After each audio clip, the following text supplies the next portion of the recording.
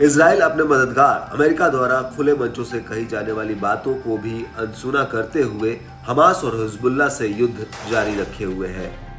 इस युद्ध में किसी भी पक्ष की तरफ से नरमी का माहौल ही नहीं दिख रहा है, जबकि कई जानकार समय समय पर कहते रहे हैं कि इस युद्ध से अमेरिका को भी भारी नुकसान हो रहा है और इजराइल की भी हालत खराब हो रही है। आरोप ये भी लगे कि इजराइल के प्रधानमंत्री चुनाव को देखते हुए वहां के वर्तमान प्रधानमंत्री बेंजामिन नेतन्याहू युद्ध को जारी रखे हुए हैं, क्योंकि वो चुनाव में युद्ध का फायदा लेना चाहते हैं। अब एक रिटायर्ड इजरायली मेजर जनरल ने ही इजराइल को चेतावनी दे दी है। उन्होंने चेतावनी दी कि यदि हमास और हिजबुल्लाह के साथ इजराइल का युद्ध जारी रहा तो 1 साल के भीतर ये इजराइल के पतन का कारण बन सकता है। मेजर जनरल ने एक लेख में कहा कि सुरक्षा मंत्री योआव गैलेंट को सच्चाई का एहसास होने लगा है कि यदि गाजा पर किसी समझौते पर पहुंचने में फेल रहे और क्षेत्रीय युद्ध छिड़ जाता है तो इजराइल खतरे में होगा। इजरायली सेना के गाजा शहर में प्रवेश करने के बाद गैलेंट ने दावा किया कि वे गाजा शहर और उसकी सुरंगों पर कंट्रोल कर लेंगे और हमास को हरा देंगे, लेकिन ये अभी उनकी पहुंच से दूर है।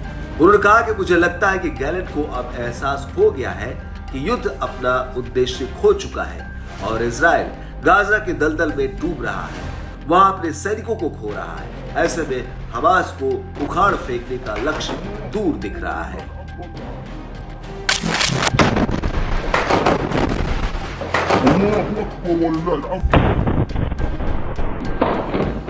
मेजर जनरल ने नेतन्याहू के बयानों को तो राजनीतिक और सैन्य दोनों स्तर पर इजराइल को विनाश की ओर ले जाने वाला बताया।